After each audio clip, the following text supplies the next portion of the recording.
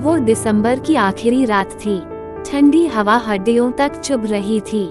शहर से लगभग 30 किलोमीटर दूर एक पुराना जंगल था, काला बाग। लोग कहते थे वहाँ रात में पेड़ भी सांस लेते हैं और कभी कभी जवाब भी देते हैं। 3 दोस्त रवि, सोनू और भावना देर रात सड़क पर चले जा रहे थे, एक लाल ट्रक में।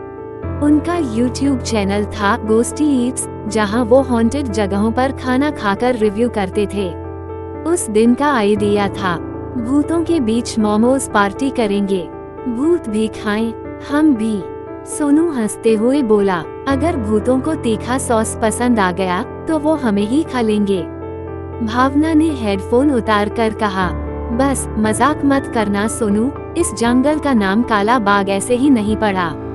रवि बोला, कैमरा ऑन है न, चलो शुरू करते हैं एपिसोड। रात के 12:03 बजे। उन्होंने जंगल के बीच में ट्रक रोक दिया। ठंडी हवा के साथ हल्की धुंध तैर रही थी। पेड़ों के पीछे कुछ हिलता डुलता दिखा, पर किसी ने ध्यान नहीं दिया। रवि ने गैस चूल्हा जलाया। सोनू ने आटा बेलना शुरू किया और भावना मोबाइल पर रिकॉर्डिंग चालू कर रही थी। Welcome to Ghosty Eats. आज हम हैं काला बाग जंगल में, जहां हम बनाएंगे भूतिया मोमोज।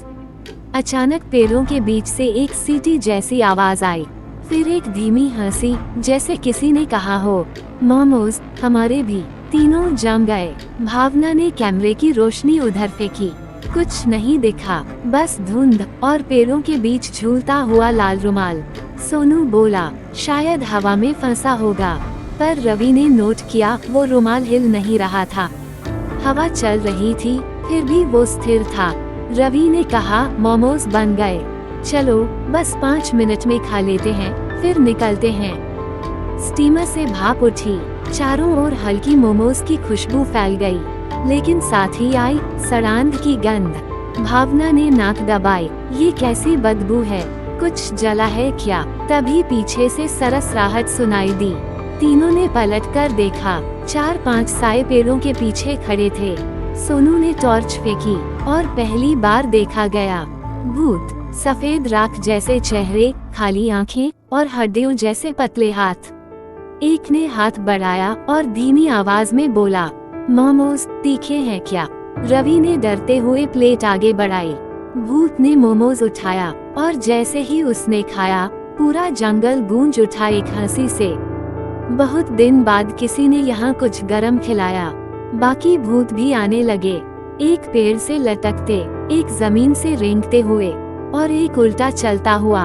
भावना कांपते हुए बोली, रवि रिकॉर्ड करना, ये लाखों व्यूज लाएंगे। लेकिन कैमरा अपने आप रिकॉर्ड करने लगा, किसी ने ऑन नहीं किया था।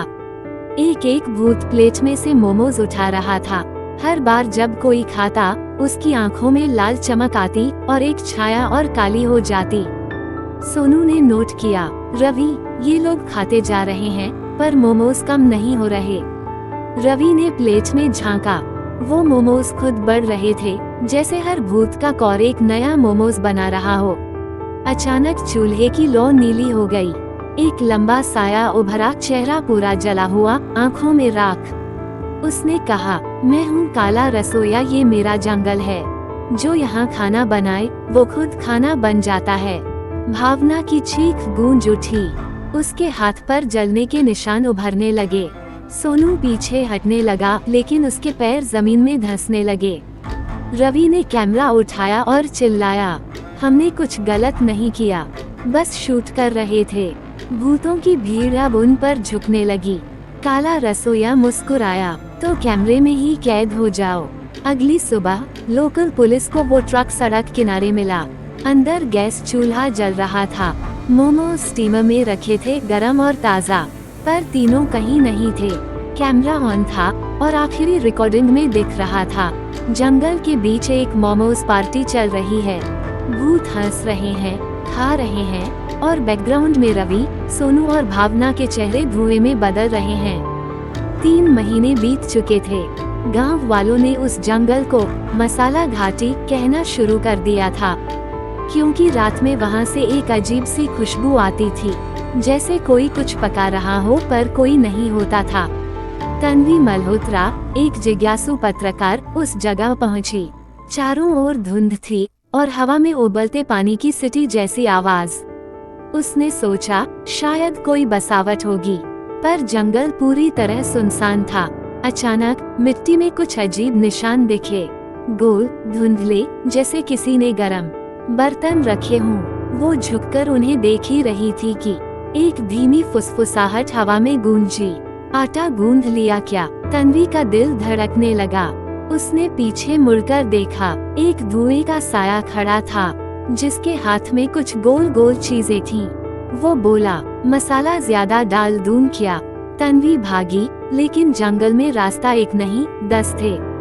हर दिशा से भाप निकल रही थी और हवा में मोमोज की खुशबू अब सड़ी लाशों जैसी हो गई थी। तन्वी को लगा वो वापस सड़क की ओर भाग रही है, लेकिन कुछ मिनट बाद उसने देखा वो फिर उसी जगह थी। बीच में एक पुराना लकड़ी का टेबल रखा था जिस पर स्टीमर और कटोरे सजे थे। टेबल के चारों ओर साए बैठे थे। एक औरत की हंसी गूंजी, आज नई मेहमान आई है। सारे साए धीरे धीरे उसकी ओर मुड़े। उनके चेहरों पर कोई त्वचा नहीं थी, सिर्फ धुएं के टुकड़े जिनमें अंगारों जैसी आंखें चमक रही थीं। और फिर सबसे पुराने साए ने कहा, हम सब वो हैं जिन्हें इस जंगल ने खा लिया। अचानक तन्वी के पैरों के नीचे जमीन धंस गई। वो एक भूमिगत रसोई में गिरी जहाँ दीवारों पर किसी के हाथों के निशान जलकर उभरे थे और हर निशान के नीचे लिखा था, एक स्वाद अधूरा रह गया। रसोई में एक बूढ़ा आदमी था, आधा चेहरा जला हुआ, हाथ में बड़ा सा डो रोलर लिए। उसने कहा, आज तू पूरी रेसिपी बनेगी। तन्वी चिल्लाई और भागी, लेकिन जितना वो भागती जंगल उतना ही घना, उतना ही भाप से भरता जा रहा था। उसने एक पेड़ के पीछे छुपकर सांस ली, पर तभी उसे महसूस हुआ कोई उसके बहुत पास खड़ा है। धीरे धीरे उसने सिर घुमाया, वही वो बूढ़ा रसोइया खड़ा था। चेहरा अब पूरी तरह पिघला हुआ, आँखों में भाप की जगह लाल धुआं।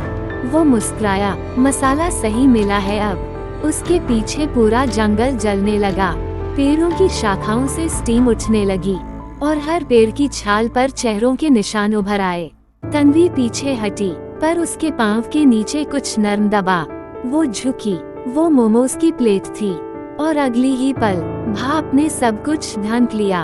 अगली सुबह गांव वाले बोले, रात को जंगल से किसी के हंसने की आवाज आई थी और मोमोज की खुशबू भी, पर अब वो खुशबू कभी खत्म नहीं होती थी। कहा जाता है हर पूर्णिमा की रात भूत फिर से अपनी दावत शुरू करते हैं और हवा में अब भी वही फुसफुसाहट आती है, एक और मेहमान बाकी है।